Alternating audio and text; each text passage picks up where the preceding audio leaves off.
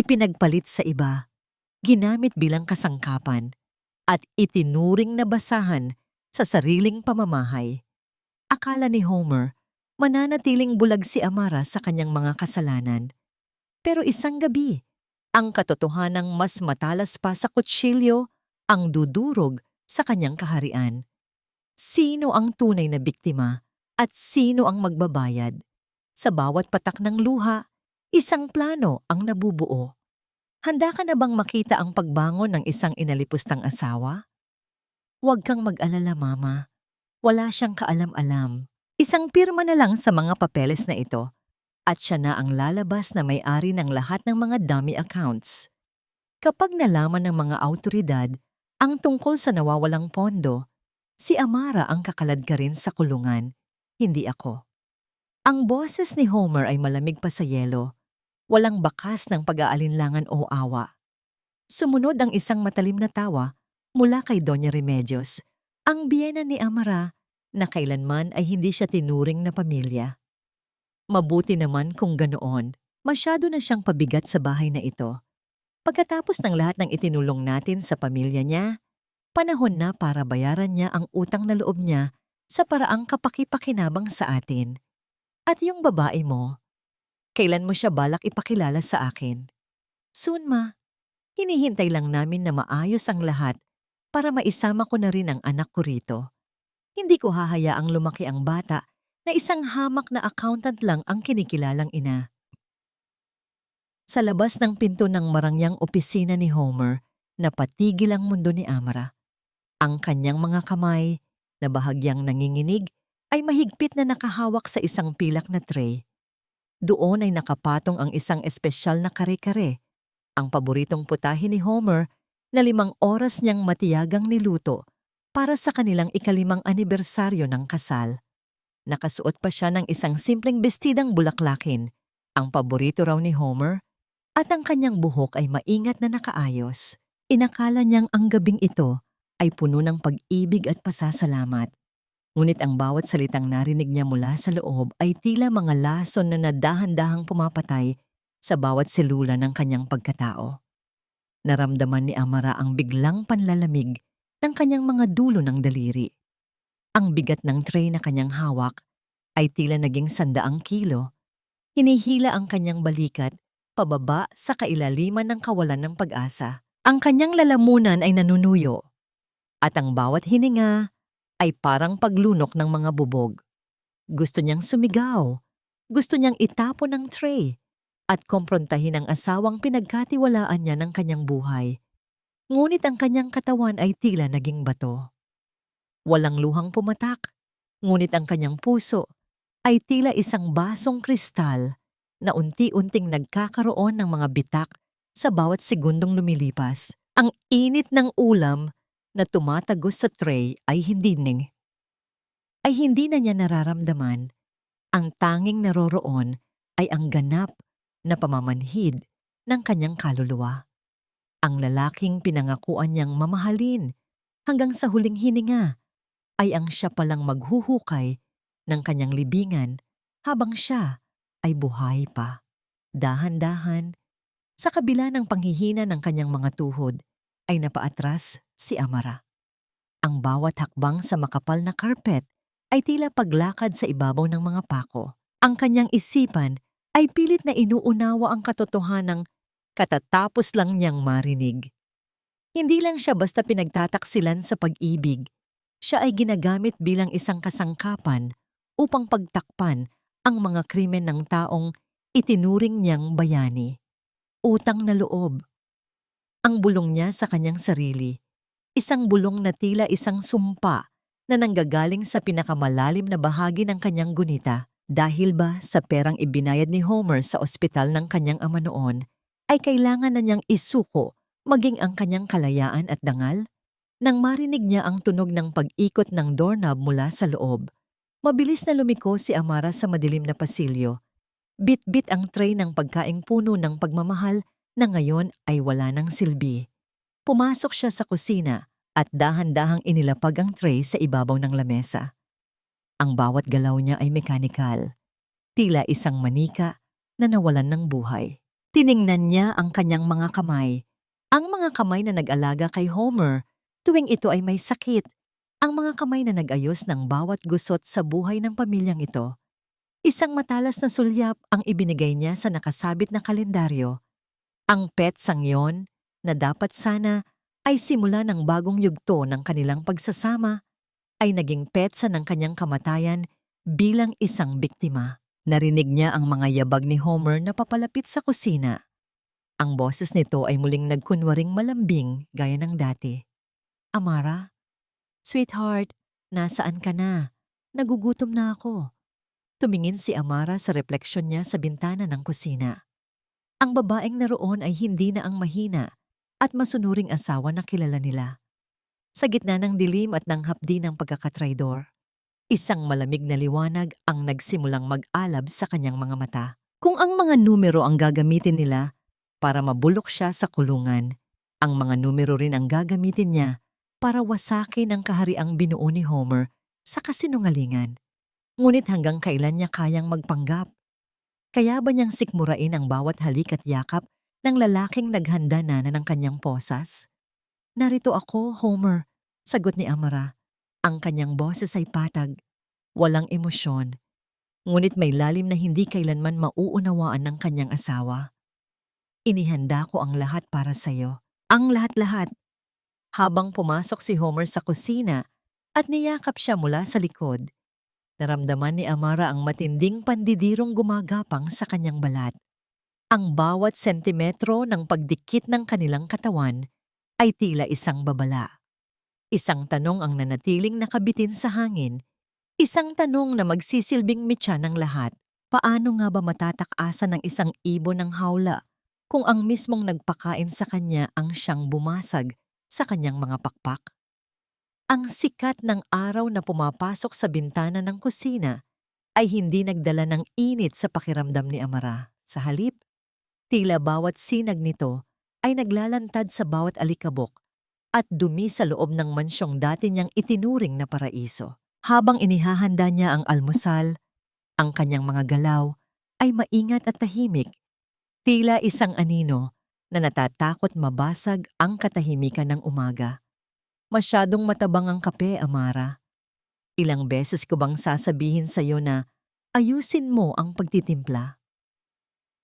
Ang boses ni Doña Remedios ay bumasag sa katahimikan, puno ng pait at pangungutya. Pumasok ang matanda sa kusina, suot ang kanyang mamahaling robe na tila ba isa siyang reyna sa isang palasyo. Dahan-dahang lumapit si Amara, yumuko, at akmang kukunin ang kamay ng biyenan para magmano, isang tradisyong kailanman ay hindi niya nakalimutan bilang tanda ng paggalang. Ngunit bago pa man dumapo ang kanyang noo sa likod ng palad ng matanda, mabilis itong binawi ni Doña Remedios na tila ba nandidiring madikit ang balat sa kanyang manugang. Huwag na, baka kung anong dumi pa ang mailipat mo sa akin. Pagtataboy nito, umupo ang matanda sa kabisera ng lamesa at tiningnan ng may pandidiri ang inihandang sinangag at tuyo. Ito lang ba ang kaya mong iluto? Kaya ka nga kinuha ni Homer mula sa hirap para pagsilbihan kami ng maayos, hindi para pakainin kami ng pagkaing pangpulubi. Nanatiling nakatayo si Amara, nakayuko ang ulo, ngunit ang kanyang mga kamao ay nakakubli sa ilalim ng kanyang apron. Mahigpit na nakakuyom hanggang sa bumaon ang kanyang mga kuko sa sariling palad. Ang bawat salita ng matanda ay tila isang latigo na humahagupit sa kanyang sugatang puso. Pasensya na po, Mama. Akala ko po kasi ay ito ang hinahanap ninyo ngayong umaga. Mahinahon niyang sagot. Bagaman ang bawat letra ay tila bumabara sa kanyang lalamunan. Mama? Huwag mo akong tawaging Mama kapag wala si Homer. Tandaan mo kung saan ka nanggaling, Amara. Kung hindi dahil sa anak ko, malamang ay namatay ang tatay mo sa gilid ng kalsada dahil sa sakit. Utang mo sa amin ang bawat hininga ng pamilya mo. Huwag mong kakalimutan na kinuha ka lang namin dahil sa utang na loob. Ang salitang utang na loob ay umaling-awngaw sa pandinig ni Amara. Mas masakit pa sa anumang sampal. Ito ang tanikalang nakagapos sa kanyang mga paa Sa loob ng 5 taon, naalala niya ang gabing nagmakaawa siya kay Homer dahil sa malaking bayarin sa ospital ng kanyang ama. Noon, tila isang anghel ang lalaki nang sabihin nitong siya na ang bahala sa lahat, kapalit ng kanyang katapatan at pag-ibig. Ngunit ngayon, ang tulong na iyon ay naging isang habambuhay na bayarin na may interes ng pang-aapi. Nang umalis si Doña Remedios para asikasuhin ang kanyang mga halaman, naiwang mag-isa si Amara sa gitna ng malawak na kusina. Ang kanyang mga mata ay natuon sa isang lumang cabinet sa gilid kung saan itinatago ni Homer ang mga lumang dokumento ng bahay. Isang kakaibang udyok ang nagtulak sa kanya na lumapit doon. Habang ang lahat ay abala, dahan-dahan niyang binuksan ang drawer na madalas ay laging nakalock. Sa pagkakataong ito, marahil sa sobrang kumpiyansa ni Homer, naiwan itong bahagyang nakabukas. Sa ilalim ng mga makakapal na folder, may nakita siyang isang lumang ledger, isang kwadernong may mga sulat kamay na numero.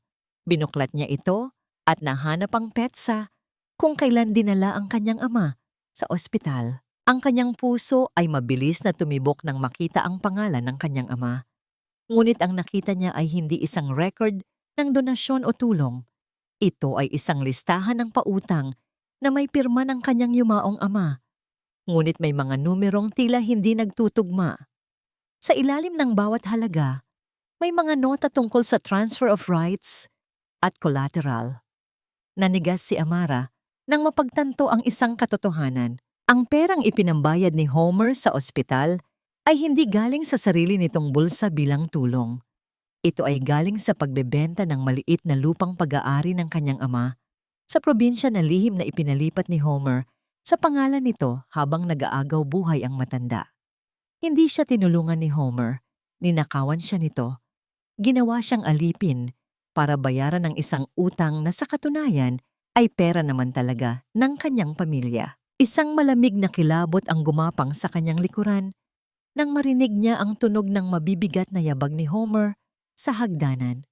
Mabilis niyang isinara ang ledger at ibinalik ito sa ilalim ng mga folder. Ngunit sa kanyang pagmamadali, isang maliit na piraso ng papel ang nahulog mula sa kwaderno. Pinulot niya ito at binasa ang nakasulat. Ito ay isang resibo ng deposito para sa isang trust fund na may pangalang hindi niya kilala. Ang petsa ng deposito ay noong nakaraang buwan lamang, isang halagang sapat na para makabili ng isa pang mansyon. Amara, anong ginagawa mo riyan sa gamit ko? Ang boses ni Homer ay galing sa kanyang likuran, malapit na malapit. Naramdaman ni Amara ang paghinto ng kanyang paghinga habang dahan-dahan niyang itinatago ang piraso ng papel sa loob ng kanyang palad. Nanigas ang buong katawan ni Amara. Ang malamig na pawis ay unti-unting namumuo sa kanyang noo, habang ang maliit na papel ay tila nagbabaga sa loob ng kanyang palad. Dahan-dahan siyang humarap kay Homer, pilit na ibinabalik sa kanyang muka ang maskara ng isang maamong asawa, isang papel na 5 taon niyang ginampanan ng buong tapat. Nag-aalala lang ako sa alikabok, Homer. Malumanay niyang sagot. Ang kanyang boses ay hindi nanginig, kahit na ang kanyang puso ay tila gustong kumawala sa kanyang dibdib. Napansin ko kasing medyo magulo na ang mga folder mo rito. Gusto ko lang siguraduhin na maayos ang lahat para hindi ka mahirapan kapag may hinahanap ka. Tumingin si Homer sa kanya. Ang mga mata nito ay naniningkit. Sinusubukang basahin kung may itinatago ang babaeng nasa harap niya. Pagkalipas ng ilang sandali, isang mapanguyat na ngiti ang sumilay sa mga labi ng lalaki. Lumapit ito at hinawakan ng baba ni Amara. Itinaas ito nang may puwersa na sapat na para makaramdam siya ng sakit. Accountant ka lang ng maliliit na tindahan bago kita pinakasalan, Amara. Huwag mong isipin na maiintindihan mo ang mga corporate documents na narito. Wika ni Homer, ang boses ay puno ng kayabangan at gaslighting. Huwag mong pakialaman ang mga bagay na hindi abot ng maliit mong utak. Ang tungkulin mo lang sa bahay na ito ay pagsilbihan ako at si Mama. Malinaw ba? Opo, Homer. Malinaw po. Sagot ni Amara. Nakayuko ang mga mata upang hindi makita ng lalaki ang puot na nagliliyab sa kanyang mga balintataw. Nang bumitaw si Homer at tumalikod para sagutin ang isang tawag sa kanyang telepono, huminga ng malalim si Amara. Alam niya na ang bawat galaw niya mula ngayon ay dapat na maging kasing ingat ng isang magnanakaw sa gabi. Nagpunta siya sa kusina para ihanda ang kape ni Homer. Ngunit sa pagkakataong ito, hindi lang paglilingkod ang layunin niya. Bit-bit ang tray ng kape, bumalik siya sa opisina. Nakita niyang abala si Homer sa pakikipag-usap sa telepono tungkol sa isang delivery sa port. Habang inilalagay ni Amara ang tasa sa mesa, ang kanyang mga mata ay mabilis na naglakbay sa mga papel na nakakalat. Nakita niya ang isang folder na may kulay asul. Ito ang folder na tinangka niyang buksan kanina. Sa isang pagkakataon na tumalikod si Homer para tumingin sa bintana habang tumatawa sa kausap, mabilis na kinuha ni Amara ang kanyang cellphone na nakatago sa bulsa ng kanyang apron. Sa loob ng ilang segundo, kinuha niya ang mga litrato ng mga dokumentong nasa ibabaw ng asul na folder. Ang bawat click ng kamera sa kanyang isipan ay tila isang hakbang patungo sa kanyang kalayaan. Ngunit ang kanyang hininga ay napatigil nang biglang lumingon si Homer. Amara, bakit nandyan ka pa? Mabilis niyang ibinalik ang cellphone sa bulsa at kinuha ang basyong asukal. Tinitingnan ko lang po kung kailangan niyo pa ng dagdag na asukal, sweetheart. Lumapit si Homer sa mesa. Ang kanyang kamay ay dumapo sa ibabaw ng asul na folder. Sapat na ito. Lumabas ka na. May darating na bisita at ayaw kong makita ka ritong pakalat-kalat. Lumabas si Amara ng silid.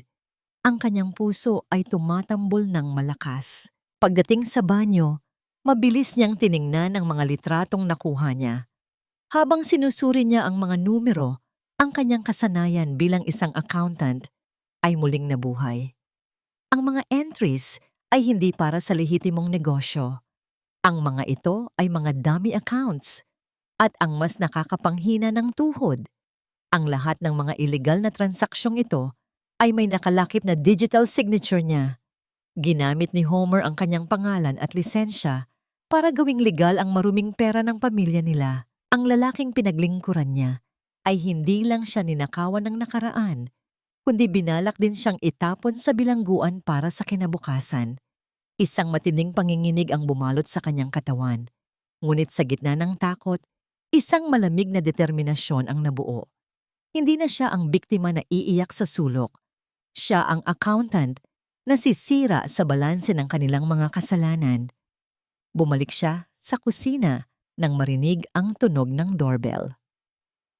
Ang bisitang binabanggit ni Homer ay dumating na. Sumilip si Amara mula sa siwang ng pinto at nakita ang isang lalaking nakasuit. Dala ang isang briefcase. Ngunit hindi ang lalaki ang kumuha ng kanyang atensyon, kundi ang folder na inilabas nito mula sa briefcase. Isang folder na may selyo ng isang offshore bank sa Cayman Islands. Ang parehong bangko na nakita niya sa resibo kanina. Narinig niya ang boses ni Homer, puno ng kasabikan. Ito na ba ang lahat? Kapag natapos ang transfer na ito, wala nang makakahabol sa atin, kahit ang gobyerno. Naramdaman ni Amara ang pagpatak ng isang butil ng luha, ngunit mabilis niya itong pinunasan. Alam niya, kailangan niyang makuha ang folder na yon. Iyon ang magiging susi niya para mabuksan ang pintuan ng kanyang kulungan. Pero paano niya makukuha ang isang bagay na binabantayan ni Homer na parang ginto? Nabalik lamang ang kanyang diwa nang marinig ang malakas na sigaw ni Doña Remedios mula sa sala. Amara, nasaan na ang merienda para sa bisita? Napakabagal mo talagang kumilos. Wala kang silbi. Habang naglalakad si Amara bitbit ang merienda, ang kanyang isipan ay mabilis na gumagawa ng plano. Habang inilalapag niya ang mga plato, sinadya niyang itabig ang isang baso ng tubig sa direksyon ng briefcase ng bisita. Ang ingay ng pagkabasag ng baso ay tila isang hudyat ng giyera sa loob ng tahimik na opisina. Mabilis na tumayo si Doña Remedios Ang kanyang mukha ay namumula sa galit habang tinitingnan ang nabasang carpet at ang tubig na gumagapang palapit sa briefcase ng bisita. Napakalampa mo talaga. Wala kang ginawang tama sa bahay na ito. Ang sigaw ng matanda ay sinabayan ng isang mabilis na paghablot sa braso ni Amara. Ang mga kuko nito ay bumaon sa malambot na balat ng kanyang braso. Pasensya na po, Mama. Nadulas lang po ang kamay ko. Pagmamakaawa ni Amara, ngunit ang kanyang mga mata ay nanatiling nakatitig sa briefcase. Sa gitna ng kaguluhan, nakita niya ang isang puting papel na bahagyang nabasa. Nakasulat doon ang pangalang Altamar Holdings, isang kumpanyang kailanman ay hindi nabanggit ni Homer sa kanya. Lumayas ka sa harap ko, pumunta ka sa palengke at bumili ka ng sariwang prutas. Huwag kang babalik dito hanggat hindi ka natututong kumilos ng maayos. Pagtataboy ni Homer, ang kanyang tinig ay puno ng pagkabahala dahil sa dokumentong muntik ng masira. Lumabas si Amara ng mansyon, bit-bit ang isang maliit na bayong at ang bigat ng kanyang nararamdaman. Ang sikat ng hapon ay tila nanunuot sa kanyang balat, ngunit ang kanyang isipan ay abala sa pag-uulit ng pangalang Altamar. Habang naglalakad siya sa gilid ng kalsada, naramdaman niya ang isang mainit na haplos sa kanyang balikat. Amara, anak, mukhang pasan mo ang buong mundo ngayon. Nabalik ang diwa ni Amara at nakita niya si Tita Glo, ang kanilang kapitbahay na matagal na niyang kilala. Si Tita Glo ay isang simpleng babae na nagtitinda ng kakanin. Ang mukha nito ay puno ng mga kulubot na dala ng panahon, ngunit ang mga mata ay laging may dalang init ng pag-asa. Tita Glo, wala po ito. Napagalitan lang po ng kaunti. Pilit ng ngiti ni Amara, ngunit hindi nakaligtas sa matalas na mata ng matanda ang mapulang marka ng mga kuko sa kanyang braso. Inakay ni Tita Glo si Amara patungo sa isang maliit na bangko sa ilalim ng puno ng mangga.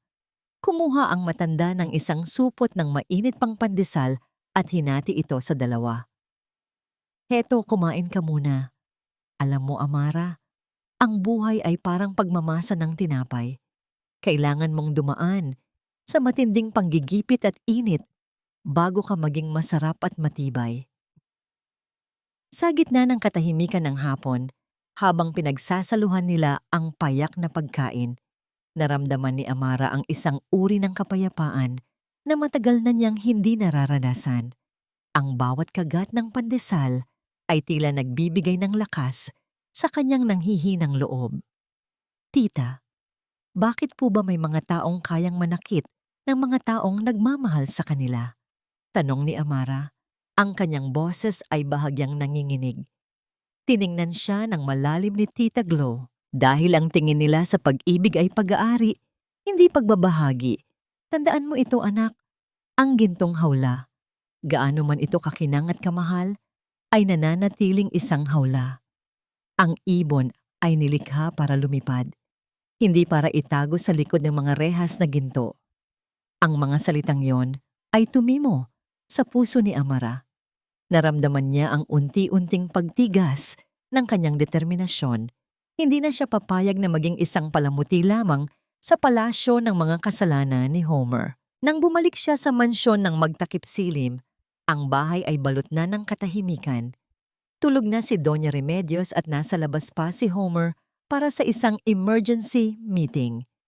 Pagpasok niya sa kanilang silid, nakikita niya ang jacket na ginamit ni Homer kanina na nakasabit sa likod ng pinto. Dahan-dahan siyang lumapit. Ang kanyang pandinig ay nakatuon sa bawat maliit na tunog sa labas ng kwarto. Inilagay niya ang kanyang kamay sa loob ng bulsa ng jacket. Ang kanyang mga daliri ay may nakapang isang matigas at malamig na bagay. Inilabas niya ito, isang susi. Ngunit hindi ito basta-bastang susi ng bahay o kotse.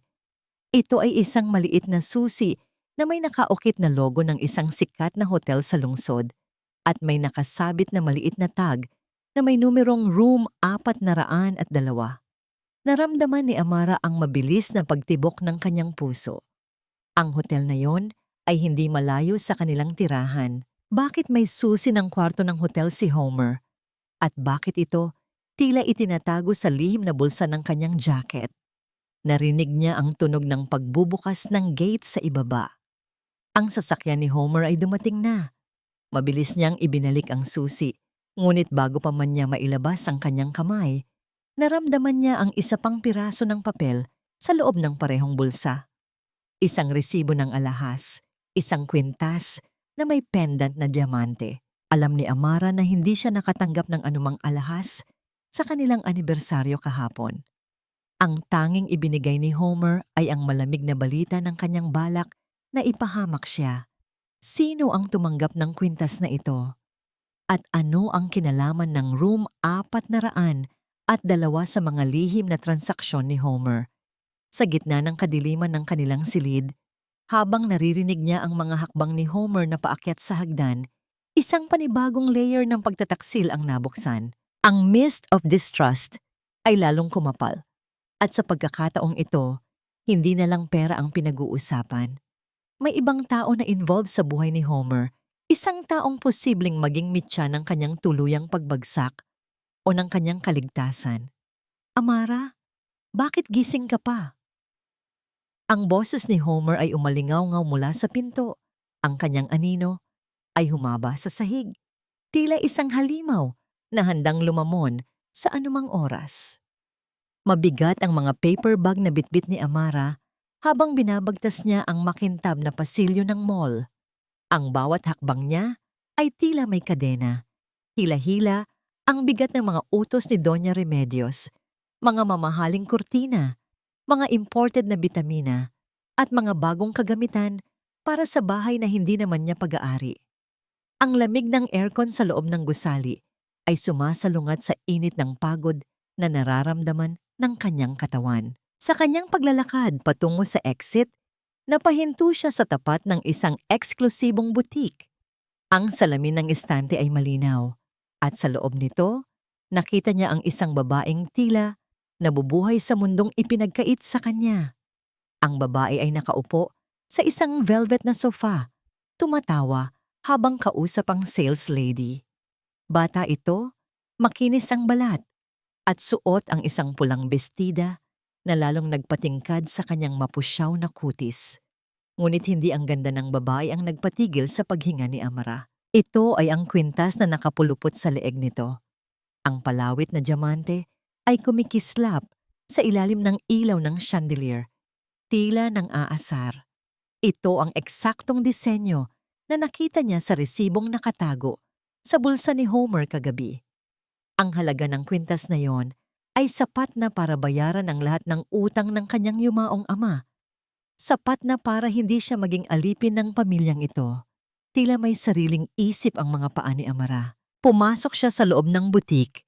Ang tunog ng bell sa pinto ay hindi napansin ng babaeng abala sa pag-admire sa sarili sa salamin. Yes, hon? Suot ko na. Bagay na bagay sa akin. Sabi ko naman sa'yo, red is really my color. Malanding sabi ng babae sa kanyang kausap sa telepono. Oo na, magkikita tayo mamaya sa kondo. I miss you too, Daddy. Ang tawag na Daddy ay nagpabigat lalo sa dibdib ni Amara. Alam niya ang boses sa kabilang linya, kahit hindi niya ito naririnig. Ang tono ng pananalita, ang paraan ng pagtawa ng babae, lahat ito ay kumpirmasyon ng kanyang hinala. Nang ibaba ng babae ang telepono, naramdaman nito ang presensya ni Amara. Dahan-dahan itong lumingon. Sa halip na magulat o mahiya, isang mapang-uyam na ngiti ang sumilay sa mga labi nito. Tiningnan niya si Amara mula sa paang nakasuot ng simpleng sandalyas hanggang sa mukhang walang kolorete at puno ng pagod. Excuse me? May kailangan ka? Tanong ng babae. Ang tono ay puno ng pambabastos. Tila ba isang ligaw na aso ang nakapasok sa kanyang teritoryo? Hindi makasagot si Amara. Ang kanyang mga mata ay nakapako sa kwintas. Ang ganda ng kwintas mo. Ang tanging lumabas sa kanyang bibig. Ang boses ay basag at mahina. Hinawakan ng babae ang palawit at pinaglaruan ito sa kanyang mga daliri. Ito ba? Regalo ng fiancé ko. Anniversary gift namin. Masyado ba mahal para sa panlasa mo? Ang salitang anniversary ay tila isang sampal. Kahapon ang anibersaryo nila ni Homer. Ang regalong nakuha niya ay ang plano ng kanyang pagkakulong, habang ang babaeng ito ay nakatanggap ng diamante. Kilala kita, biglang sabi ng babae. Nawala ang nangiti at napalitan ng isang matalim na tingin. Lumapit ito kay Amara. Ang amoy ng mamahaling pabango ay sumampal sa ilong ni Amara. Ikaw yung assistant ni Homer sa bahay, hindi ba? Si Amara? Assistant, hindi asawa. Assistant. Naramdaman ni Amara ang panginginig ng kanyang mga kamay na mahigpit na nakahawak sa mga paper bag. Gusto niyang isigaw na siya ang asawa, na siya ang may karapatan sa lahat ng luho na tinatamasa ng babaeng ito. Pero nanatili siyang tahimik dahil alam niyang ang anumang eskandalo ngayon ay sisira sa kanyang plano. Ako nga, sagot ni Amara. Pilit na pinatatag ang kanyang boses. Ako ang asawa niya. Tumawa ng mahina ang babae, isang tawang puno ng pang-aalipusta. Asawa sa papel, siguro. Pero alam nating dalawa kung sino talaga ang nagpapatakbo ng puso niya at ng wallet niya. Lumapit palalo ang babae hanggang sa ang kanyang muka ay ilang pulgada na lang ang layo kay Amara. Bumulong ito, ngunit ang bawat salita ay malinaw at matalim, gaya ng patalim. Huwag ka nang magpakamartir, Amara. Nakakaawa ka lang tingnan. Kung ako sa'yo, magsisimula na akong mag-impake ng mga gamit ko. Dahil sa ayaw at sa gusto mo, malapit na akong lumipat sa bahay ko. At sa oras na yon, kahit sa maid's quarters, wala kang puwang. Tinalikuran siya ng babae at muling hinarap ang salamin. Tila ba isang insekto lang si Amara na madaling pitikin paalis. Naiwan si Amara na nakatayo. Ang kanyang dignidad ay tila tinapakan sa harap ng maraming tao. Ngunit sa ilalim ng kahihiyan, isang bagong apoy ang nag-alab. Ang babaeng ito at si Homer ay parehong nagkakamali ng tantya. Akala nila ay wala siyang laban. Hindi nila alam, ang assistant na kanilang minamaliit ay siya ring may hawak ng susi sa kanilang pagbagsak. Mahigpit na hinawakan ni Amara ang kanyang bag. Sa loob nito ay ang cellphone na naglalaman ng mga ebidensya. Tumingin siya sa refleksyon ng babae sa salamin sa huling pagkakataon. Mag-enjoy ka habang kaya mo pa, bulong ni Amara sa hangin bago tumalikod at lumabas ng butik. Tulog na ang buong kabahayan at ang tanging naririnig ay ang mahina at mainirip na paghilik ni Homer mula sa master's bedroom sa itaas, sa ibaba, sa isang sulok ng madilim na kusina na tanging ilaw ng buwan at ng laptop screen ang tumatanglaw. Gising na gising ang diwa ni Amara. Wala na ang apron. Wala na ang maamong mukha ng isang sunod-sunurang asawa. Ang kaharap ng laptop ngayon ay si Amara, ang CPA board top-notcher na tinalikuran ng kanyang pangarap para sa pag-ibig na isa palang patibong. Ang kanyang mga daliri ay mabilis, ngunit tahimik na sumasayaw sa keyboard. Sa screen, bukas ang napakaraming windows, mga spreadsheet, mga bank statement na lihim niyang kinunan ng litrato, at ang database ng Securities and Exchange Commission na na-access niya gamit ang kanyang lumang professional account. Akala mo ba talaga? Homer, kaya mong itago ang lahat sa akin gamit ang mga simpleng dummy corporation? Bulong ni Amara sa hangin. Ang kanyang boses ay puno ng mapanganib na kalmado. Inisa-isa niya ang mga transaksyon ng Altamar Holdings. Ang pangalang nakita niya sa briefcase ng bisita at sa resibo ng kwintas ng kabit.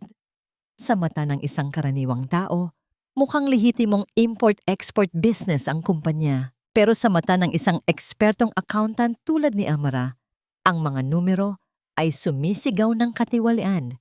Napansin niya ang pattern. Tuwing may papasok na malaking pera mula sa mga investors na alam niyang galing sa ilegal na droga at sugal, may maliit na porsyento na nawawala bago ito ilipat sa mga offshore accounts.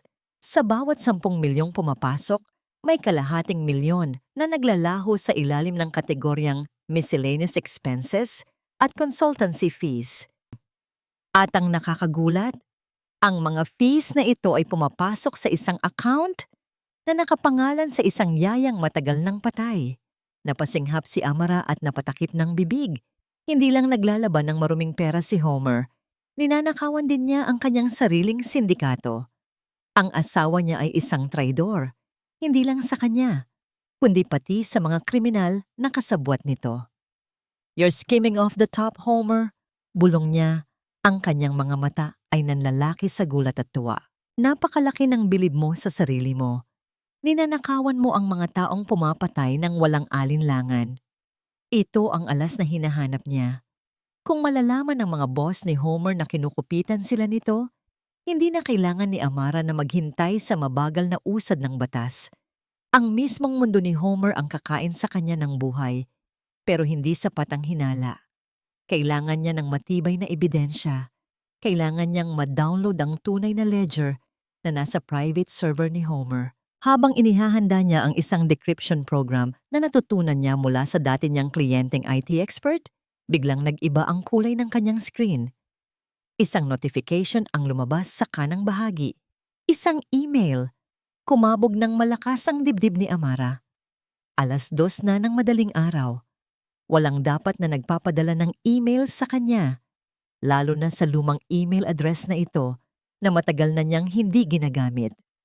Nanginginig ang kanyang kamay na inilapit ang cursor sa mensahe. Ang sender ay walang pangalan, tanging isang string ng mga numero at letra.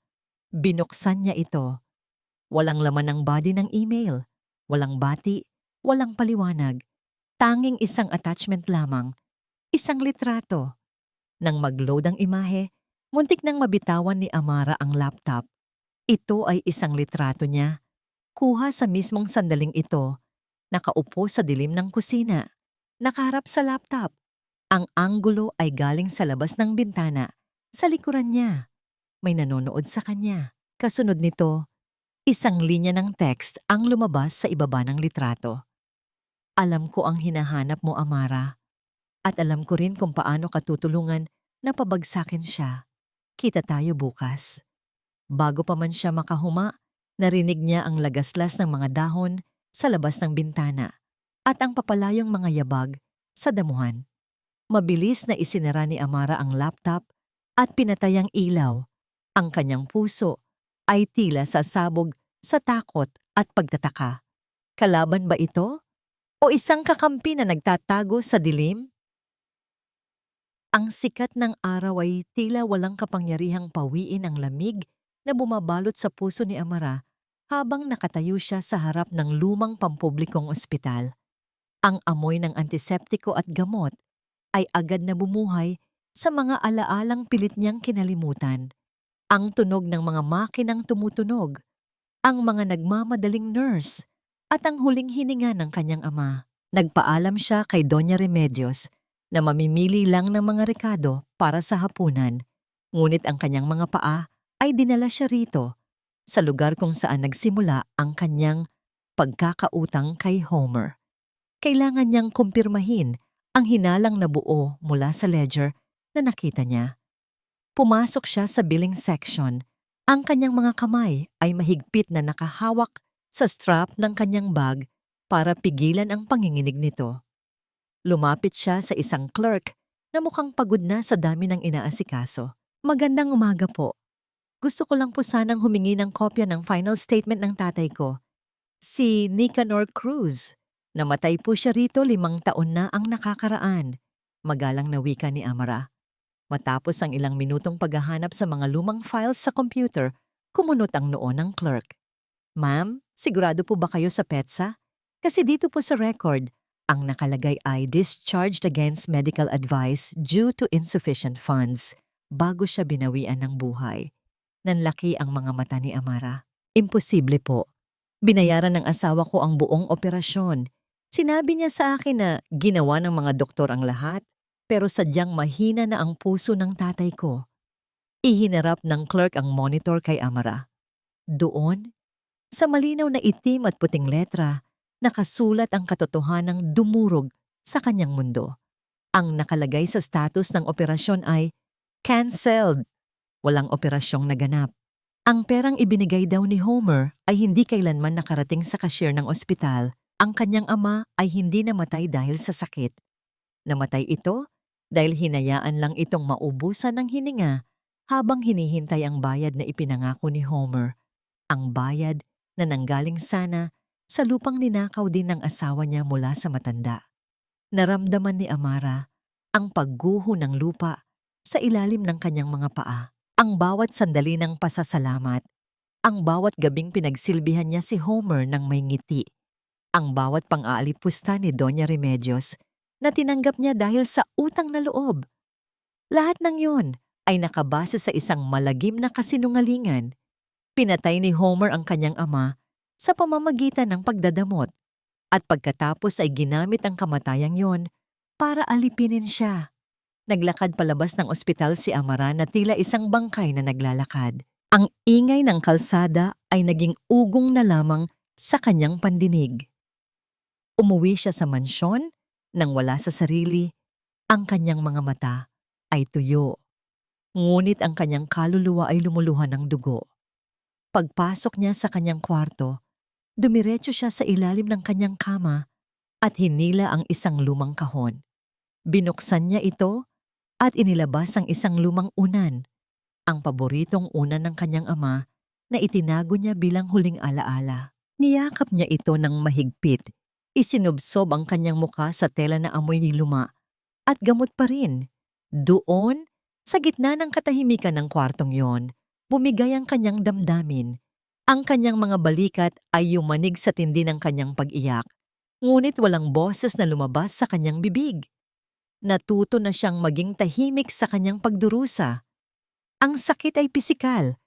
Tila may kamay na pumipiga sa kanyang puso hanggang sa maubos ang dugo nito. Ang kanyang ama, ang nag-iisang taong tunay na nagmahal sa kanya, ay kinuha ng taong katabi niyang matulog gabi-gabi.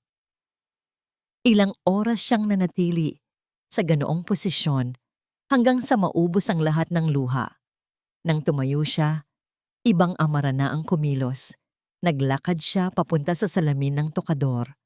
Tinitigan niya ang babaeng nasa refleksyon. Ang mga mata nito ay mapula at maga. Ang mukha ay maputla at payat. Ito ang mukha ng isang martyr wife. Ito ang mukha ng isang babaeng nagpaalipin dahil sa maling akala ng utang na loob. Dahan-dahan, kumuha siya ng tissue at pinunasan ang kanyang mukha. Inayos niya ang kanyang buhok. Itinuwid niya ang kanyang likod. Sa refleksyon, nakita niya ang pagbabago. Ang awa sa sarili ay napalitan ng isang malamig at nakakapasong puot. Ang babaeng umiiyak kanina ay namatay na kasama ng katotohanan sa ospital. Wala na akong utang sa inyo, bulong ni Amara sa kanyang sarili. Ang boses ay matatag at puno ng yelo. Kayo ang may utang sa akin at sisingilin ko kayo hanggang sa huling sentimo, hanggang sa huling hininga. Ang pag-ibig ay naging abo at mula sa abong yon, isinilang ang isang maniningil na walang patawad. Ang katahimikan ng madaling araw ay hindi na nakakatakot para kay Amara. Ito na ngayon ang kanyang sandata. Habang mahimbing na natutulog ang buong kabahayan, ang kanyang mga daliri ay mabilis na gumagalaw sa keyboard ng laptop, tila isang pianista na tumutugtog ng isang requiem para sa kanyang asawa. Hindi na siya nanginginig. Ang takot na dating bumabalot sa kanya ay napalitan ng isang malamig na kalkulasyon. Gamit ang access codes na nakuha niya mula sa keylogger na itinanim niya sa computer ni Homer. Tulong mula sa misteryosong email na natanggap niya, napasok niya ang puso ng operasyon ng Altamar Holdings. Isa-isa. Binago ni Amara ang mga entries, ang mga pondong dating nakapangalan sa kanya bilang owner ng mga dummy accounts ay dahan-dahan niyang inilipat. Gumawa siya ng isang masalimuot na sapot ng mga transaksyon. Ngayon, ang bawat sentimo ng maruming pera ay tumuturo pabalik sa isang offshore account na nakapangalan mismo kay Homer at sa kanyang inang si Doña Remedios. Gusto niyo ng pera? Ibibigay ko sa inyo ang lahat. Bulong ni Amara habang pinapanood ang progress bar sa screen. Pati ang rehas na kasama nito. Inilipat niya ang huling digital file sa isang encrypted USB drive. Ito ang smoking gun, ang ebidensya ng pandarambong ni Homer sa sarili niyang sindikato. Kailangan niya itong maitago sa lugar na hindi kailanman paghihinalaan ng sinuman. Tumayo siya at dahan-dahang naglakad patungo sa altar na nasa pasilyo. Doon nakatayo ang isang malaking imahe ng Santo Niño kung saan araw-araw na nagdarasal ng pakitang tao si Doña Remedios. Sa ilalim ng mabigat na base ng estatwa, may maliit na siwang na sapat lang para sa maliit na flash drive. Ipinasok ni Amara ang USB doon. Ang ebidensya ng kanilang kasamaan ay nasa paanan ng kanilang santo. Isang mapait na ngiti ang sumilay sa kanyang mga labi. Ang Diyos na ang bahalang humusga, ngunit si Amara ang maghahatid ng sentensya. Bumalik siya sa kwarto bago pa man sumikat ang araw. Humiga siya sa tabi ni Homer. Ang amoy ng alak at pambabaing pabango ay sumisingaw mula sa katawan ng lalaki. Dati, ang amoy na ito ay nagpapaiyak sa kanya. Ngayon, ito na lang ay amoy ng nabubulok na karne. Kinabukasan, nagising ang bahay sa isang kakaibang sigla ni Homer. Bumaba ito sa aghan na may malapad na ngiti. Tila nakalimutan na ang tensyon nung mga nakaraang araw. Amara! Ma! Masiglang bati ni Homer habang hinahampas ang lamesa sa tuwa. Tapos na ang paghihintay. Ang deal sa mga investors mula sa Hong Kong ay plansado na. Bukas, darating ang pinakamalalaking tao sa industriya dito sa bahay. Napatigil si Amara sa pagsasalin ng kape. Bukas? Homer, hindi ba masyadong madalian?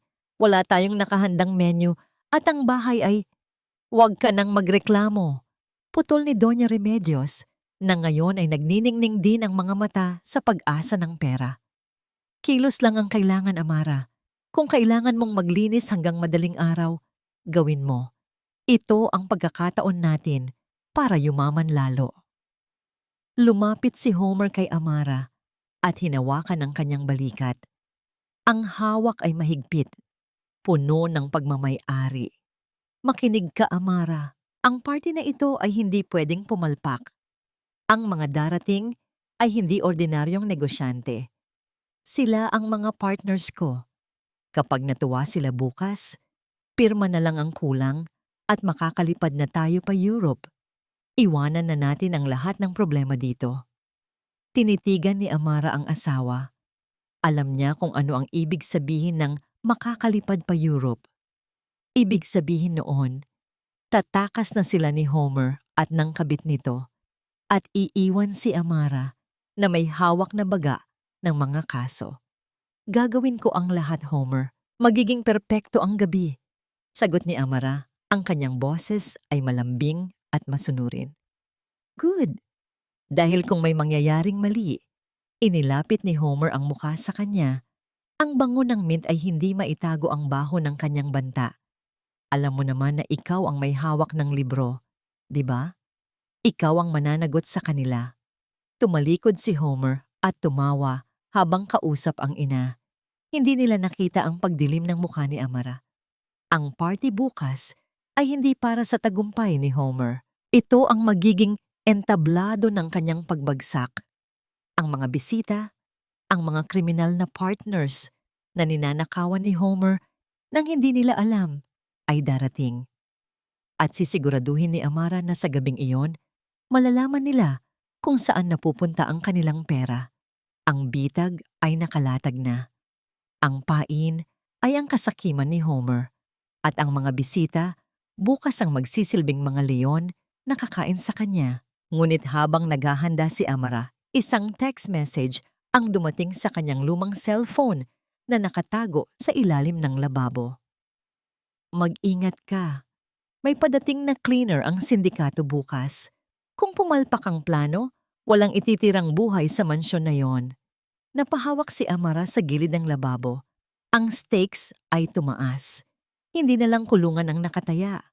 Buhay na niya ang kapalit ng bawat maling galaw.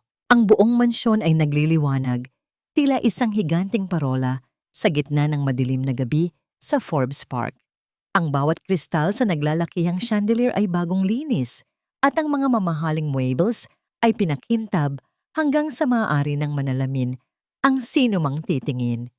Sa dining area, nakahain ang isang piging na kayang pakainin ng isang buong barangay. Lechon, lobster, steak, at mga imported na alak na nagkakahalaga ng libu-libong piso bawat bote. Ngunit para kay Amara, na nakatayo sa gilid habang suot ang kanyang simpleng uniforme, ang amoy ng masasarap na pagkain ay nahahaluan ng amoy ng kamatayan. Alam niya na ang gabing ito ay hindi isang selebrasyon, ito ay isang hatol. Amara, ano ba? Bakit nakatunganga ka lang dyan? Siguraduhin mong laging puno ang baso ng mga bisita. Huwag kang tatanga-tanga dahil malalaking tao ang mga ito. Bulyaw ni Doña Remedios. Nakasuot ang matanda ng isang pulang gown na puno ng sequins at sa kanyang leeg ay nakasabit ang isang kwintas na alam ni Amara ay galing din sa nakaw na yaman. Opo, Mama, sagot ni Amara. Ang kanyang boses ay mahinahon, ngunit ang kanyang mga mata ay matalas na nagmamasid. Isa-isang nagdatingan ang mga sasakyan. Hindi sila mga karaniwang negosyante. Ang mga lalaking bumaba mula sa mga itim na SUV ay may dalang kakaibang bigat sa kanilang paglakad. Nakasuot sila ng mamahaling barong at suit, ngunit ang kanilang mga mata ay walang emosyon, malamig at mapanuri. Sila ang mga partners ni Homer, ang mga pinuno ng sindikato na nagtitiwala sa kanya para labhan ang kanilang maruming pera. Sa gitna ng tawanan at kalansing ng mga baso, napansin ni Amara ang isang lalaki na nakaupo sa dulo ng mahabang mesa. Hindi ito umiinom, hindi rin ito nakikisali sa kwentuhan. Nakasuot ito ng itim na jacket at tahimik na kumakain, ngunit ang kanyang mga mata ay hindi umaalis kay Homer. Ito ang cleaner, ang taong ipinadala para linisin ang kalat kung sakaling may mangyaring aberya. Nanginginig ang mga kamay ni Homer habang nagtatalumpati sa unahan. Pilit ang kanyang nangiti at kitang-kita ni Amara ang butil-butil na pawis sa noo nito sa tuwing titingin ito sa mga partners niya. Mga kaibigan, partners, ngayong gabi, ipinagdiriwang natin ang tagumpay ng Altamar Holdings. Dahil sa tiwala ninyo, mas mapapalago pa natin ang ating negosyo? Pagmamayabang ni Homer habang itinataas ang kanyang baso. Nagpalakpakan ang mga bisita, ngunit ang kanilang mga ngiti ay hindi umabot sa kanilang mga mata. Habang naglalakad si Amara para magsalin ng alak sa baso ng isang bisita, sinadya ni Doña Remedios na idikit ang kanyang siko sa braso ni Amara. Sa isang iglap, natapon ang pulang alak sa mamahaling puting tablecloth at sa barong ng isang panauhin. Tumahimik ang buong silid. Ang tunog ng nabasag na baso ay tila kulog sa katahimikan. Tanga! Sigaw ni Doña Remedios sabay hampas sa kamay ni Amara. Wala ka talagang kwenta. Kahit kailan, kahihiyan ka sa pamilyang ito. Lumayas ka sa harap namin at linisin mo yan. Yumuko si Amara para pulutin ang mga bubog sa ilalim ng mesa habang nakaluhod siya na parang alipin sa harap ng mga kriminal. Isang mapanganib na ngiti ang sumilay sa kanyang mga labi. Ito na ang huling beses na yuyuko siya. Ito na ang huling beses na hahayaan niyang tapakan siya. Pasensya na po, bulong ni Amara habang tumatayo. Tinitigan niya si Homer na nakaiwas ng tingin sa hiya. Lilinisin ko po ang lahat. Bumalik siya sa kusina, ngunit hindi para kumuha ng basahan. Kinuha niya ang kanyang cellphone at pinindot ang send sa isang draft email na kanina pa nakahanda. Sa loob ng dining room, nagpatuloy ang presentation ni Homer. Ipinapakita sa projector ang graph ng kanilang kita. Tulad ng nakikita ninyo, ang inyong investments ay lumago ng 30%. Biglang namatay ang projector. Nagkaroon ng bulungan sa mga bisita. Technical glitch lang to, sandali lang. Kinakabahang sabi ni Homer habang pinipindot ang kanyang laptop. Ngunit sa halip na bumalik ang graph, sunod-sunod na tumunog ang mga cellphone ng mga bisita. Tila isang sabayang tunog ng mga notification ang pumuno sa silid. Binuksan ng pinuno ng sindikato ang kanyang telepono. Ang kanyang mukha ay biglang namutla at pagkatapos ay namula sa galit. Homer, bakit zero balance ang account ko sa Cayman? Ano? Nanlaki ang mata ni Homer. Imposible yan. Check niyo ulit. Wala ring laman ang akin. Sigaw ng isa pa. Nasaan ang pera namin, Homer? Ang lalaking tinatawag na cleaner ay dahan-dahang tumayo mula sa kanyang upuan. Ang kanyang kamay ay dahan-dahang dumukot sa loob ng kanyang jacket. Si Homer ay umatras. Ang kanyang likod ay sumandal sa pader. Hindi ko alam. Si Amara. Si Amara ang may hawak ng libro. Siya ang tanungin ninyo. Hinanap ng mga mata ni Homer si Amara, ngunit wala na ito sa silid. Ang tanging naiwan ay ang amoy ng mamahaling pagkain na ngayon ay tila panis na sa kanilang panlasa. Sa labas ng gate, narinig ang malakas na huni ng mga sasakyan na biglang huminto. Ang mga ilaw na pula at asul ay tumagos sa mga bintana ng mansyon, kasabay ng isang malakas at dumadagundong na boses mula sa megaphone. NBI! Pinaliligiran na namin ang bahay. Lumabas kayo ng maayos. Ang huling hapunan ay tapos na, at ang singilan ay nagsimula na. Ang marangyang dining room na kanina lamang ay puno ng halakhakan at tunog ng mamahaling kristal ay naging isang magulong hawla ng mga daga. Ang mga partners ni Homer na kanina ay tinitingala bilang mga hari ng kanilang iligal na negosyo ay nagkakagulo sa paghahanap ng matataguan. Ang ilan ay sinubukang tumakbo patungo sa likod na pinto, habang ang iba ay desperadong itinatapon ang kanilang mga baril sa ilalim ng mga mamahaling sofa. Huwag kayong kikilos. NBI, dapa, dapa. Ang mga ahente ng gobyerno, suot ang kanilang mga bulletproof vest at bit-bit ang mahahabang armas, ay bumuhos sa loob ng mansyon tila isang baha na hindi mapipigilan.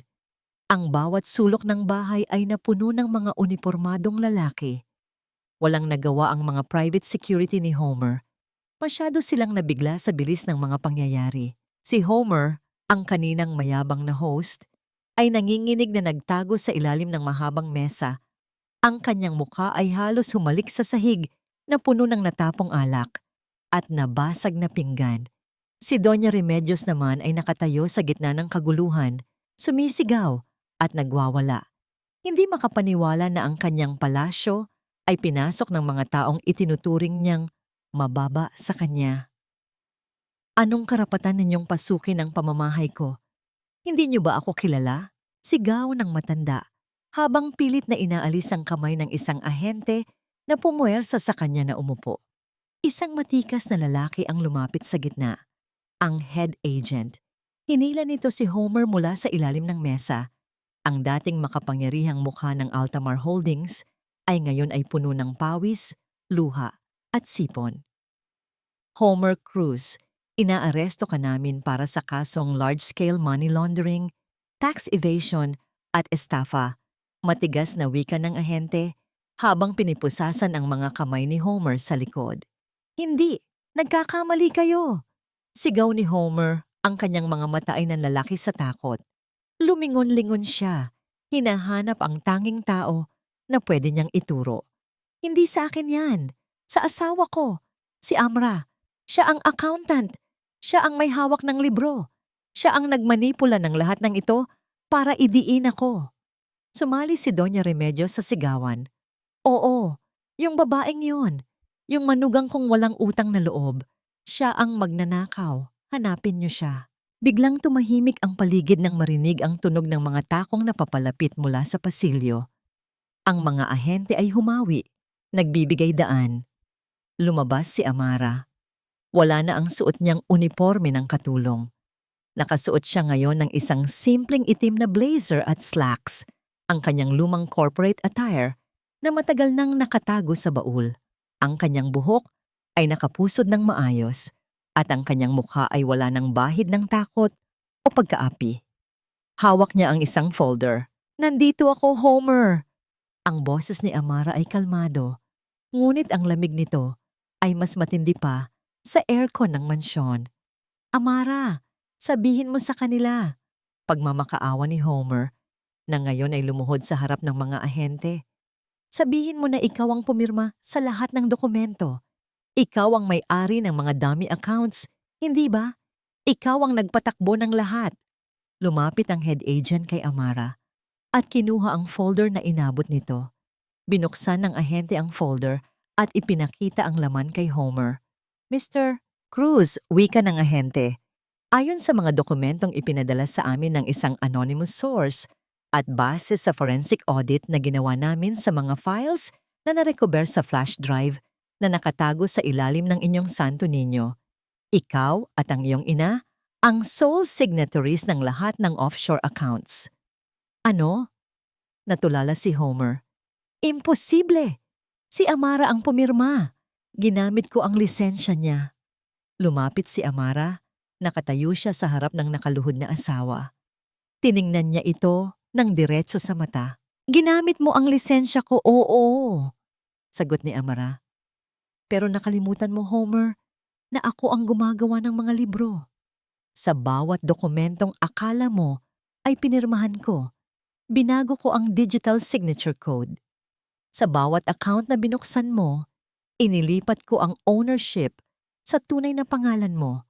At ang pera ng mga partners mo, ligtas na nasa kustodya ng gobyerno bilang ebidensya." Nanlaki ang mga mata ng mga kapwa-akusado ni Homer, ang mga pinuno ng sindikato na nakadapa sa sahig. Kung nakakamatay lang ang tingin, kanina pa bangkay si Homer. You set me up," bulong ni Homer.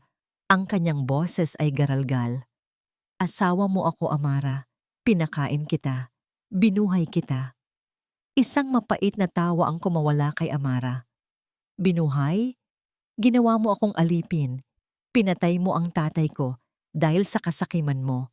At plinano mong ipakulong ako habang nagpapakasaya ka kasama ng babae mo." Sa banggit ng babae, isang ahente ang pumasok hila-hila ang isang babaeng naka-red dress. Ang kabit na nakita ni Amara sa mall.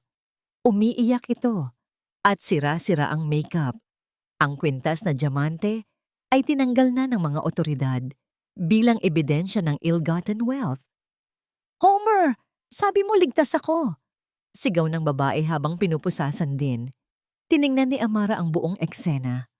Ang mansyon na dati ay simbolo ng kanyang pagkakakulong ay ngayon ay isa ng crime scene. Ang biyena niyang mapang api ay hinihila na palabas habang sumisigaw ng mga sumpa. Ang asawa niyang naghari-harian ay nakaluhod sa kanyang paanan. "Tandaan mo ang sinabi mo sa akin noon, Homer?"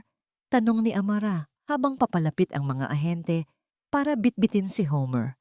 "Sabi mo, kung wala ka, 0 lang ang halaga ko." Yumuko si Amara at bumulong sa tainga ng asawa, sapat lang para siya lang ang makarinig. "I checked the math, Homer. Ubus na ang pera mo. Wala ka ng pamilya. At ang kalayaan mo ay negative na. Ngayon, ikaw na ang 0. Habang kaladkad ng mga ahente si Homer palabas ng mansyon, ang kanyang mga sigaw ay unti-unting lumayo. Naiwan si Amara sa gitna ng malawak na sala. Huminga siya ng malalim. Sa unang pagkakataon, sa loob ng 5 taon, ang hangin sa loob ng bahay na yon ay hindi na lasang alikabok at takot. Ito ay lasa ng kalayaan. Ang sikat ng araw ay masakit sa balat, lalo na para kay Doña Remedios na nasanay sa lamig ng aircon sa loob ng kanyang mansyon. Ngayon, nakaupo siya sa bangketa sa labas ng mataas na gate na may nakapaskil na dilaw na tape na ng mga pulis. "Crime scene, do not cross." Sa kanyang tabi ay ang 2 maleta na puno ng mga damit na mabilis niyang naisiksik bago siya pinalabas ng mga awtoridad. Nakalaya siya pansamantala Dahil sa edad at sa kakulangan ng direktang ebidensya na siya ang mastermind, ngunit ang kanyang pangalan ay wasak na. Ang kanyang mga bank account ay frozen. Ang kanyang mga alahas ay kumpiskado. At ang bahay na ipinagmamalaki niya ay pag-aari na ng gobyerno. Sinubukan niyang tawagan ang kanyang mga amigas, ang mga matatandang babae na kasama niyang nagtsatsaa at naglalaro ng mahjong tuwing hapon. Hello, Mayor? Pwede ba akong makituloy muna sa inyo ng ilang gabi? May kaunting problema lang sa bahay. Pakiusap ni Remedios sa telepono. Ang kanyang boses ay nanginginig sa hiya at takot. Ay, pasensya na Remedios. Sagot ng nasa kabilang linya. Ang tono ay malamig at mabilis. Nabalitaan namin ang nangyari kay Homer. Ayaw naming madamay sa gulo. Huwag ka na munang tumawag dito. Naputo lang linya. Isa-isa. Ang lahat ng numerong tinawagan niya ay pareho ang isinagot. Ang mga taong nakinabang sa kanilang yaman at handaan ay biglang naging abala o wala sa bahay. Ang katotohanan ay sampal sa kanyang mukha. Ang kanyang halaga sa mga kaibigan niya ay nakabase lang sa kapal ng kanyang pitaka. Habang nakayuko at umiiyak sa gilid ng kalsada, naramdaman ni Remedios ang isang anino na tumakip sa kanya. Inangat niya ang kanyang tingin. Umaasang isa sa kanyang mga kaibigan ang nagbago ng isip. Ngunit ang nakita niya ay si Amara. Nakatayo ang kanyang manugang, hindi na nakayuko, hindi na mukhang alipin. Ang mukha ni Amara ay maaliwalas, tila ba nabunutan ng tinik sa dibdib. Tinitigan siya nito nang may halong awa at lungkot. Isang tingin na mas masakit pa kaysa sa galit. Ikaw! Sigaw ni Remedios, pilit na tumatayo kahit nanginginig ang mga tuhod. Ikaw ang may kasalanan ng lahat ng ito. Demonyo ka! Matapos ka naming kupkupin, ito ang igaganti mo sa amin? Hindi natinag si Amara. Nanatili siyang kalmado habang pinagmamasdan ng matandang babae na dati ay nagpapahirap sa kanya. Hindi ako ang demonyo, Mama. Malumanay na sagot ni Amara. Ako lang ang salamin na nagpakita ng tunay na anyo ninyo. Ang bahay na ito, ang mga damit mo, ang pagkain sa mesa natin. Lahat yan galing sa pawis at dugo ng ibang tao. Pati ang buhay ng tatay ko. Kinuha niyo para lang sa luho niyo. Natigilan si Remedios. Alam niya ang tungkol sa operasyon ng ama ni Amara. Alam niyang hindi ito binayaran ni Homer. Pero sa kanyang isip, karapatan nilang unahin ang kanilang sarili. Wala akong matutuluyan, Amara. Biglang nagbago ang tono ng matanda. Mula sa galit ay naging pagmamakaawa. Matanda na ako. Baka naman may naitabi kang pera dyan. Kahit pambayad lang sa hotel, babayaran kita kapag nakalaya si Homer. Umiling si Amara. Ang kapal ng mukha ng biyenan niya ay tila walang hanggan. Hanggang sa huli, pera pa rin ang nasa isip nito at si Homer pa rin ang inaasahan. Binuksan ni Amara ang kanyang maliit na pitaka. Kumuha siya ng ilang barya at inabot ito kay Remedios. Ito lang ang maibibigay ko sa inyo, wika ni Amara, habang inilalagay ang mainit na barya sa palad ng matanda. Tiningnan ni Remedios ang barya. Ano ito? Barya? Iniinsulto mo ba ako? Pamasahe yan sa jeep, sagot ni Amara. Wala na kayong driver at wala na rin kayong katulong. Panahon na para matuto kayong tumayo sa sarili niyong mga paa. Ang baryang yan. Yan ang parehong halaga ng tingin niyo sa akin noong una akong tumapak sa bahay na ito. Tumalikod si Amara at naglakad palayo. Iniiwan si Doña Remedios na nakatulala sa barya, habang ang mga luha ng pagsisisi o marahil ay luha ng awa sa sarili ay nagsimulang pumatak sa mainit na semento. Sa kabilang banda ng lungsod, sa loob ng isang masikip at mainit na selda, nakaupo si Homer sa isang sulok. Ang kanyang mamahaling suit ay gusot-gusot na, at ang amoy ng pawis at ihi ay bumabalot sa hangin. Ang mga kasama niya sa selda ay tinitingnan siya ng masama. Alam na siya ay isang big time na bumagsak. Pinayagan siyang tumawag ng isang beses ng kanyang abogado. Nanginginig ang kamay niyang idinial ang numero ni Amara. Hello? Ang boses ni Amara sa kabilang linya ay malamig. Amara. Sweetheart, garalgal na boses ni Homer, pilit na nagpapakaawa. Patawarin mo na ako. Alam kong nagkamali ako. Pero asawa mo pa rin ako. Kailangan kita dito. Tulungan mo akong makalabas. Magbabago na ako.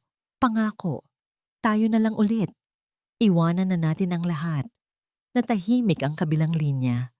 Umaasa si Homer na babalik ang dating Amara. Ang Amara na marupok. Ang Amara na mahal siya. Homer, basag na sagot ni Amara. Ang Amara na asawa mo ay patay na. Pinatay mo siya noong araw na hinayaan mong mamatay ang tatay niya. Ang kausap mo ngayon ay ang babaeng pinalaya mo mula sa iyong mga kasinungalingan. Amara, please. Huwag mo akong iwan dito. Mamamatay ako dito. Sigaw ni Homer. Ang luha ay umaagos sa kanyang pisngi. Kung gayon, mararamdaman mo na rin kung paano mamatay nang walang tumutulong sa'yo. Huling wika ni Amara bago niya ibinaba ang telepono. Napaupo si Homer sa sahig ng selda. Ang tunog ng dial tone ay tila huni ng kanyang katapusan. Wala ng pera, wala ng kapangyarihan, wala ng pamilya. Sa labas ng rehas, ang mundo ay patuloy na umiikot. Pero para kay Homer at Remedios, ang oras ay huminto sa sandali ng kanilang pagbagsak. Ang karma ay hindi laging mabilis, pero kapag dumating ito, singil nito ay buo. Lumipas ang 6 na buwan, at ang mundo ni Amara ay nagbago nang higit pa sa inaasahan niya. Ang maliit na opisina sa 3 palapag ng isang gusali sa Makati ay hindi kasing lawak ng mansyon sa Forbes Park. Ngunit para sa kanya, ito ay isang palasyo. Ang dingding ay pininturahan ng maaliwalas na puti at ang sikat ng araw ay malayang pumapasok mula sa malaking bintana. Hindi na nahaharangan ng mabibigat na kurtina ng takot at pagtatago. Sa pintuan, nakaukit sa isang simpleng plaque, A Seacruise Accounting at Consultancy. Wala na ang apelyidong nagdulot sa kanya ng bangungot.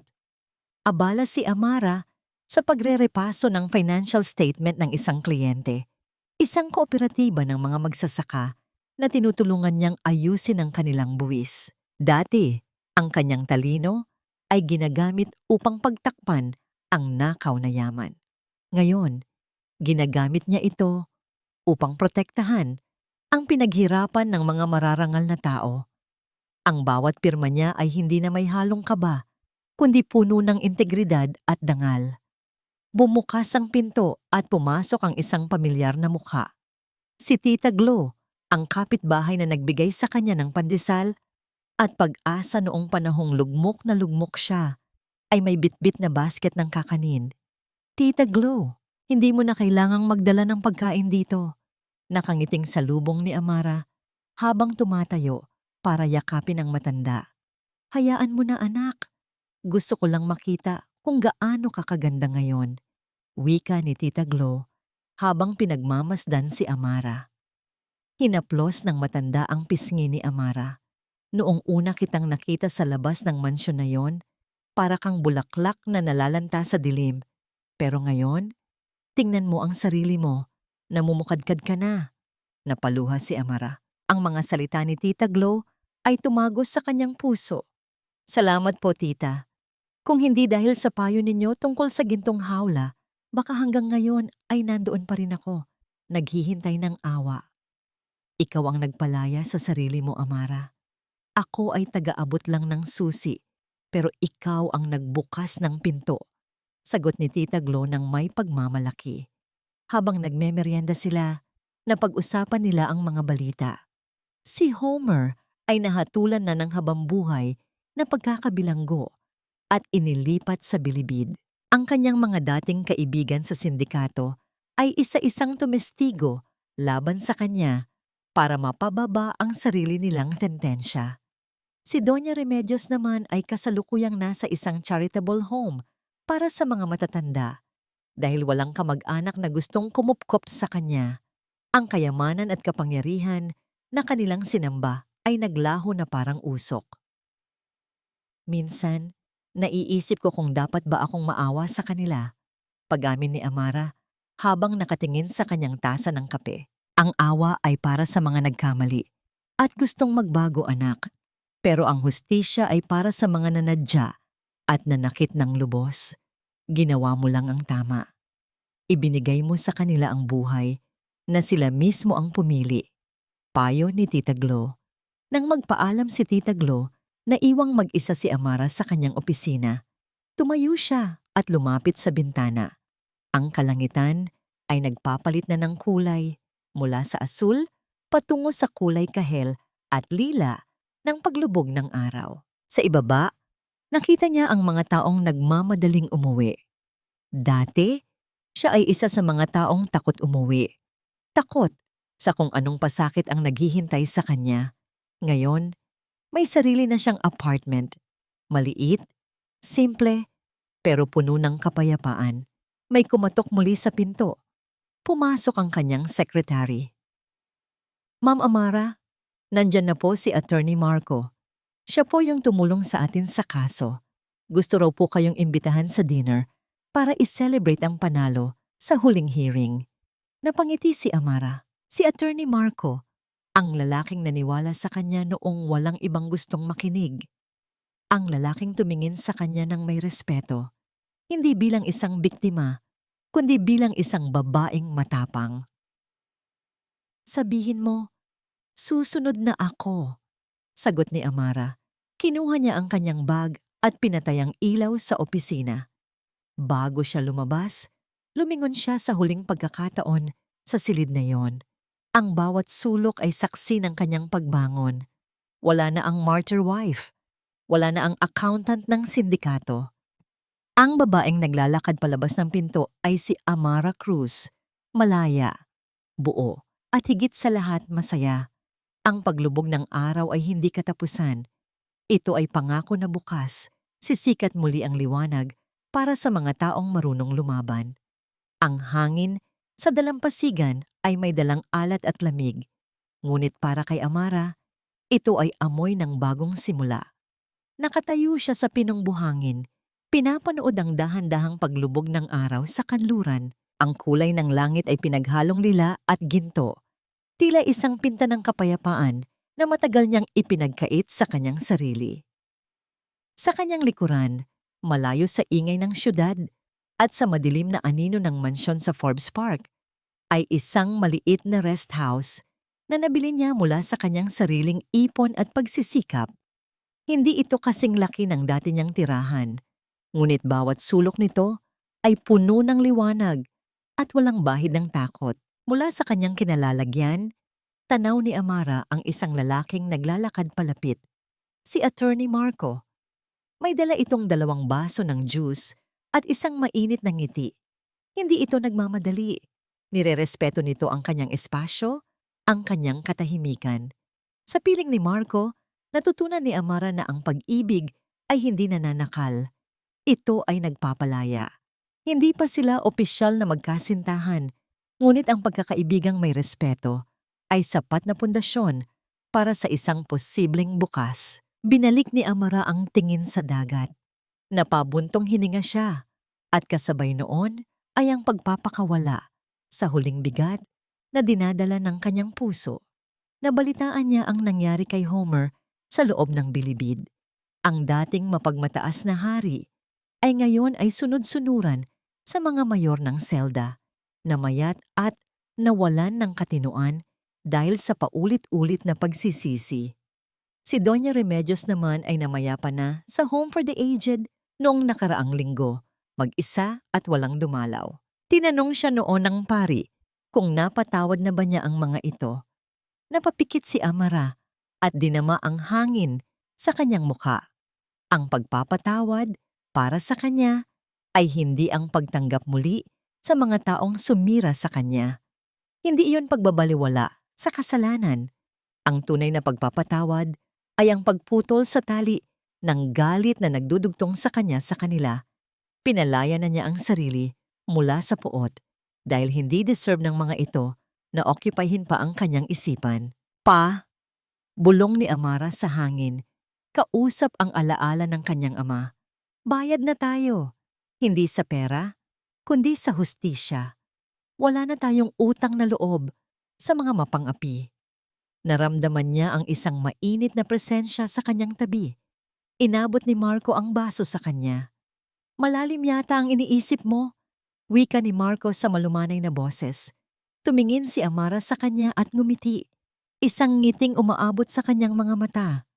Iniisip ko lang kung gaano kalayo ang narating ko. Dati, akala ko ang halaga ko ay nakabase sa kung magkano ang kaya kong ibigay o tiisin. Pero ngayon, alam ko na. Alam mo na ang ano? Tanong ni Marco. Na ang tunay na yaman ay hindi nasusukat sa laki ng bahay o dami ng alahas. Sagot ni Amara habang tinatanaw ang malawak na karagatan. Ang tunay na yaman ay ang kalayaang matulog sa gabi nang walang takot at ang gumising sa umaga na pagmamay-ari mo ang sarili mong buhay. Hinawakan ni Marco ang kanyang kamay ng marahan. Sa pagkakataong ito, hindi umiwas si Amara.